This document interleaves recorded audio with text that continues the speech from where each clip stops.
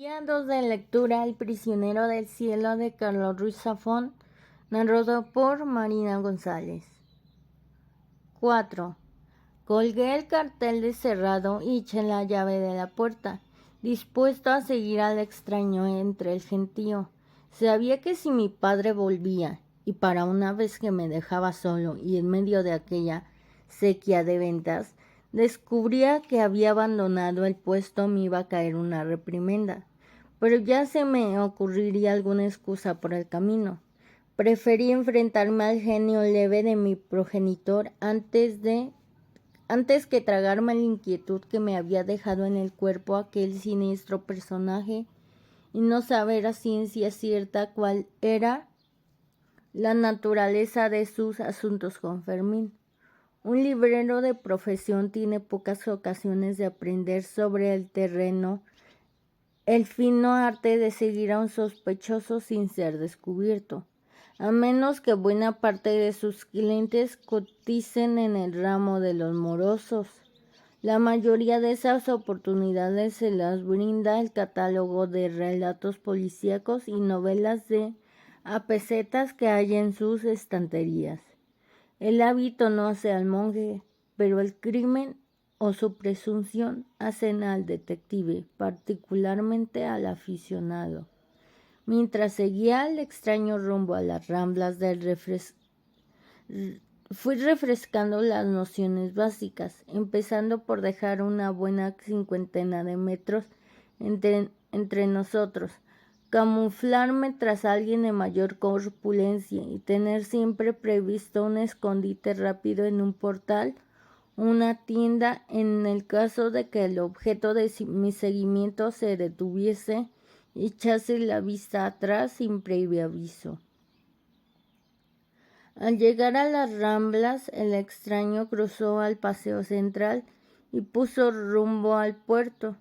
El paseo estaba trenzado con los tradicionales adornos navideños, y más de un comercio había ataviado su escaparate con luces, estrellas y ángeles anunciadores de una bonanza que, si la radio lo decía, debía de ser cierta.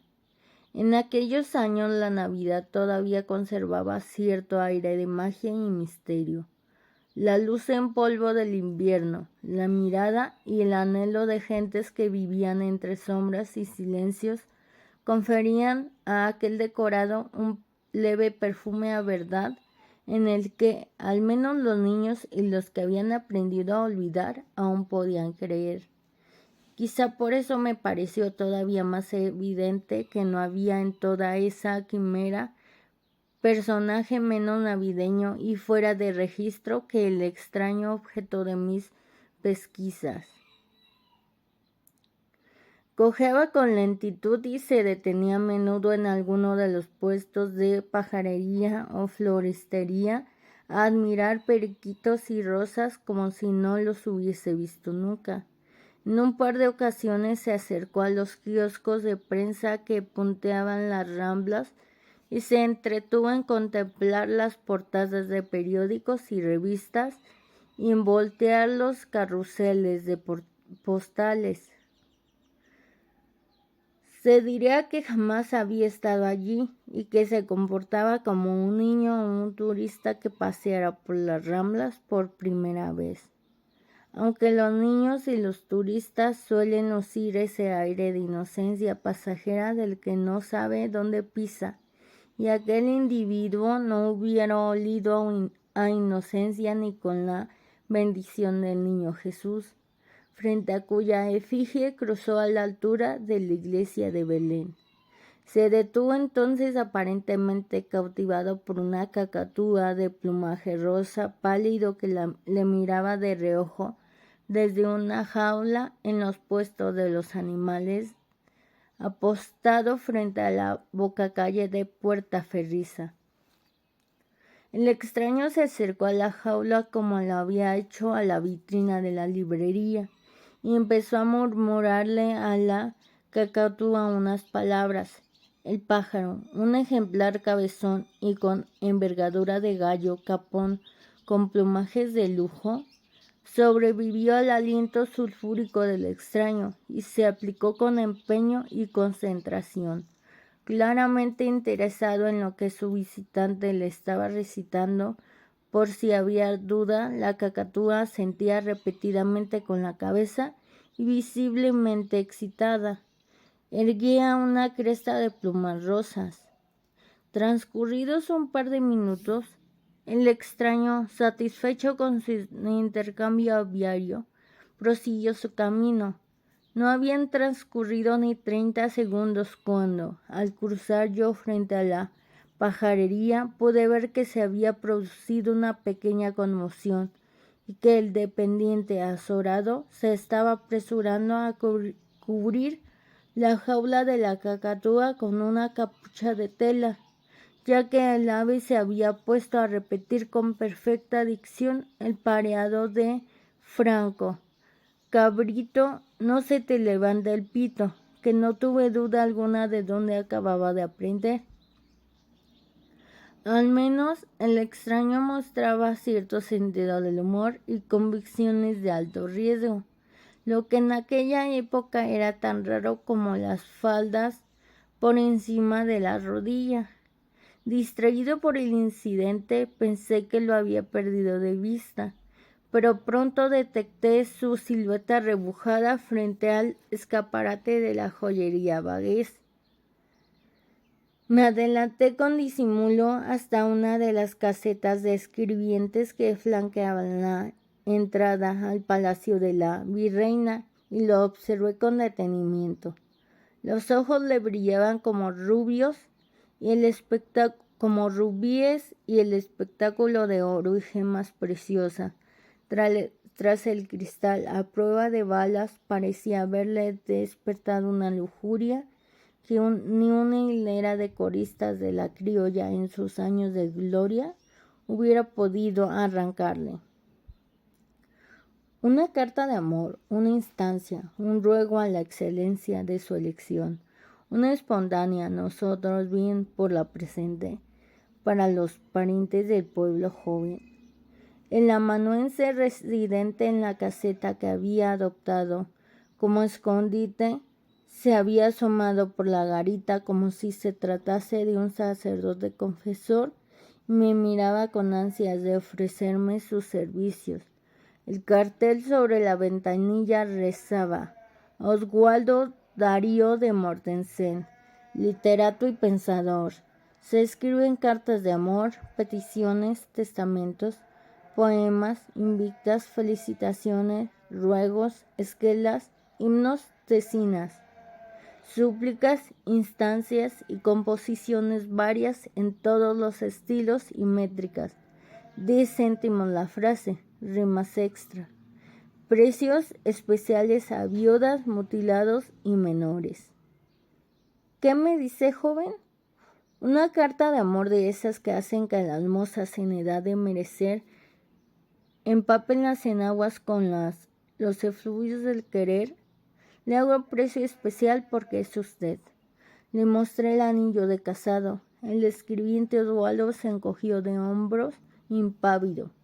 Son tiempos modernos, argumentó. Si supiera usted la de casados y casadas que pasan por aquí. Releí el cartel, que tenía cierto eco familiar que no acertaba a situar. Su nombre me suena. Tuve tiempos mejores, quizá de entonces. ¿Es el de verdad? Nom de plume. Una artista precisa, un apelativo a la altura de su cometido.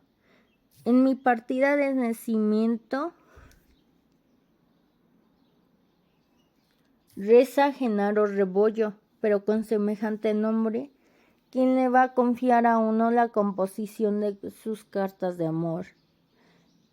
¿Qué responde a la oferta del día? Marchando una carta de pasión y anhelo. En otra ocasión, el amanuense asintió resignado, siguió mi mirada y frunció el ceño, intrigado. Observando al cojo, ¿verdad? Dejó caer. ¿Lo conoce usted?, pregunté. Hará una semana que lo veo pasar por aquí todos los días y pararse allí enfrente del mostrador de la joyería a mirar embobado como si en vez de anillos y collares tuviesen expuesto el trasero de la bella Dorita, explicó. ¿Ha hablado alguna vez con él? Uno de los compañeros le pasó a limpio una carta el otro día. Como le faltan dedos. ¿Quién fue? Pregunté. El amanuense me miró dudando, temiendo la pérdida de un posible cliente si me respondía. Luisito, el que está ahí enfrente junto a casa Beethoven, el que tiene cara de seminarista. Le ofrecí unas monedas en agradecimiento, pero se negó a aceptarlas. Yo me gano la vida con la pluma, no con el pico. De eso ya andamos sobrados en este patio. Si algún día tiene usted alguna necesidad de tipo gramatical, aquí me tiene. Me entregó una tarjeta en la que se reproducía su cartel anunciador. De lunes a sábado de 8 a 8, precisó. Oswaldo, soldado de la palabra para servirle a usted y a su causa epistolar. La guardé y le agradecí su ayuda. Que se le va el pichón, advirtió. Me volví y pude ver que el extraño había reemprendido su camino. Me apresuré tras él y lo seguí ramblas abajo hasta la entrada del mercado de la Boquería, donde se detuvo a contemplar el espectáculo de puestos y gentes que entraban y salían cargando o descargando ricas viandas. Lo vi cojear hasta la barra del bar Pinocho y auparse a uno de los taburetes con dificultad pero entusiasmo. Por espacio de media hora, el extraño intentó dar cuenta de las delicias que le iba sirviendo el Benjamín de la casa, Juanito, pero tuve la impresión de que su salud no le permitía grandes alardes y que más que nada comía por los ojos, como si al pedir tapas y platillos que no podía apenas probar recordase otros tiempos de mayor saque. El paladar no saborea, simplemente recuerda. Finalmente, resignado a su abstinencia gastronómica y al goce vicario de contemplar cómo otros degustaban y se relamían,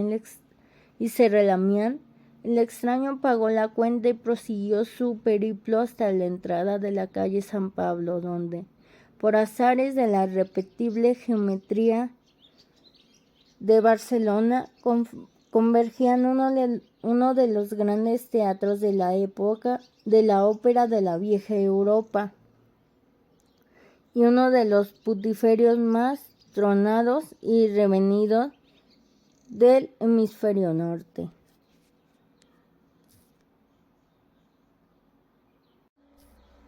5. A aquella hora la tripulación de varios navíos mercantes y buques militares atracados en el puerto se aventuraba ramblas arriba a saciar apetitos de diversa índole. Vista la demanda, la oferta ya se había incorporado a la esquina en forma de un turno de damas de alquiler con aspecto de llevar un sustancial kilometraje encima y de ofrecer una bajada de bandera de lo más asequible. Reparé con aprensión en las faldas entalladas sobre varices y valideces purpúreas que dolían con solo mirarlas, rostros ajados y un aire general de última parada antes del retiro que inspiraba de todo menos lascivia.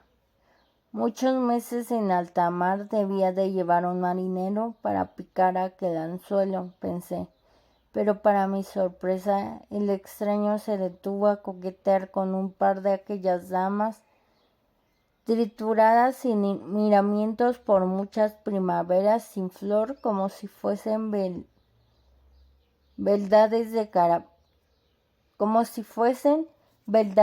cabaret fino. Alá, corazón, te quito yo 20 años de encima de una friega. Oí decirle a una de ellas, que hubiera pasado por abuela del amanuense Osvaldo. De una friega lo matas, pensé. Le extraño, en un gesto de prudencia declinó la invitación. Otro día, guapa, respondió, adentrándose en el rabal. Le seguí un centenar de metros más hasta que se detuvo delante de un portal. Frente a un portal angosto y oscuro que quedaba casi enfrente de la Font de España. Lo vi desaparecer en el interior y esperé medio minuto antes de seguirlo. Al cruzar el umbral encontré una escalera sombría que se perdía en las entrañas de aquel edificio que parecía escorado a babor, y teniendo en cuenta la hedora humedad y sus dificultades con el alcantarillado, en un tris de hundirse en las catacumbas del arrabal. A un lado del vestíbulo quedaba una suerte de garita, donde un individuo de trazas grasientas, ataviado con camiseta de tirantes, palillo en los labios y transitor sellado en una emisora de ámbito taurino, me dedicó una mirada entre inquisitiva y hostil. ¿Vienes solo?, preguntó vagamente intrigado. No hacía falta ser un lince para deducir que me encontraba a las puertas de un establecimiento de alquiler de habitaciones por horas, y que la única nota discordante de mi visita era que no venía de la mano de una de las Venus de baratillo que patrullaban la esquina. Si quiere le envío una chavala, ofreció, preparándome ya el paquete de toalla, pastilla de jabón y lo que intuí que era una goma o algún que otro artículo de profilaxis in extremis. En realidad solo quería hacerle una pregunta, empezó. El portero puso los ojos en blanco. Son 20 pesetas la media hora y la potranca la pone usted. Tentador. Tal vez otro día. Lo que quería preguntarle es si acaba de subir un caballero hace un par de minutos. Mayor, no en muy buena forma. Venía solo, sin potranca. El portero frunció el ceño. Noté que su mirada me degradaba instantáneamente de cliente a mosca cojonera.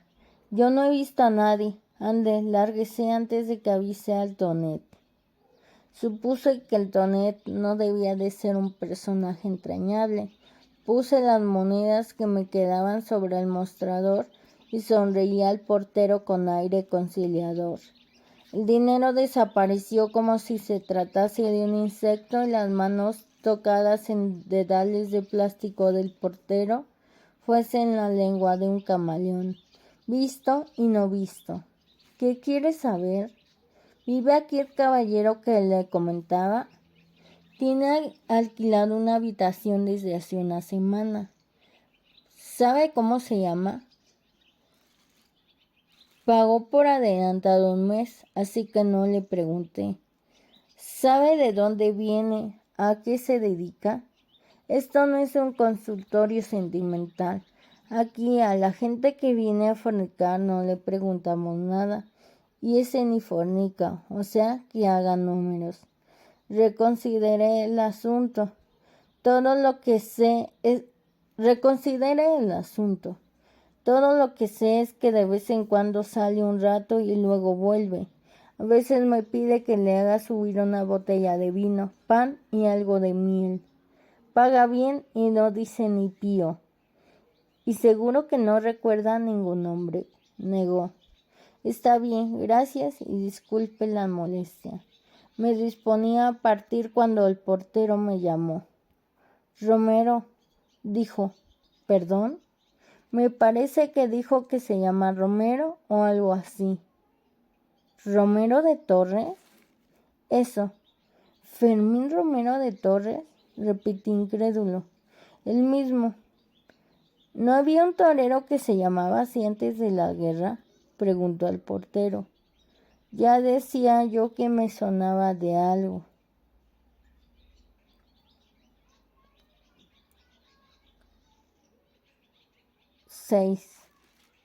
Rehice mis pasos de regreso a la librería, todavía más confundido de lo que había estado antes de salir. Al cruzar frente al palacio de la virreina, el escribiente Oswaldo me saludó con la mano. ¿Suerte?, preguntó. Negué por lo bajo. Pruebe con Luisito, que a lo mejor se acuerda de algo. Asentí y me acerqué a la garita de Luisito, que en aquel momento estaba limpiando su colección de plumines. Al verme me sonrió y me invitó a tomar asiento. ¿Qué va a hacer? ¿Qué va a hacer? Amor o trabajo. Me envía su colega Oswaldo, el maestro de todos nosotros, sentenció Luisito, que no debía de tener ni 25 años. Un gran hombre de letras al que el mundo no le ha reconocido la valía, y aquí le tiene, a pie de calle, trabajando el verbo al servicio del analfabeto. Me comentaba Oswaldo que el otro día atendió usted a un caballero mayor, cojo y bastante cascado, al que le faltaba una mano y algunos dedos de la otra. Lo recuerdo. Los mangos siempre los recuerdo por los cervantinos, ¿sabe? Claro. ¿Podría decirme cuál fue el asunto que le trajo aquí? Luisito se agitó en su silla, incómodo con el giro que había tomado la conversación. Mire, esto es casi como un confesionario. La confidencialidad profesional prima ante todo. Me hago cargo. Ocurre que se trata de un tema grave. ¿Cómo que grave? ¿Cómo de grave? Lo suficiente como para amenazar al bienestar de personas que me son muy queridas. Ya, pero... Luisito alargó el cuello y buscó la mirada del maestro Oswaldo al otro lado del patio. Vi que Oswaldo asentía y Luisito se relajaba.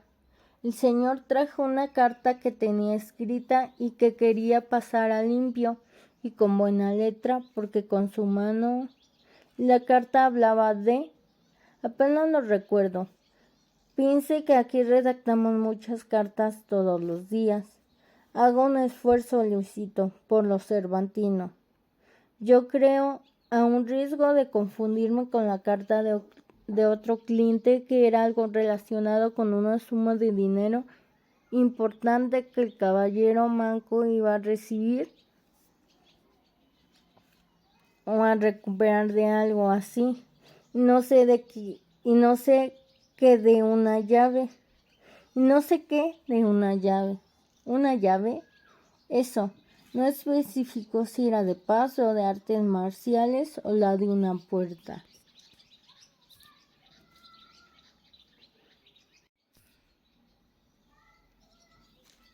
¿Recuerda algo más?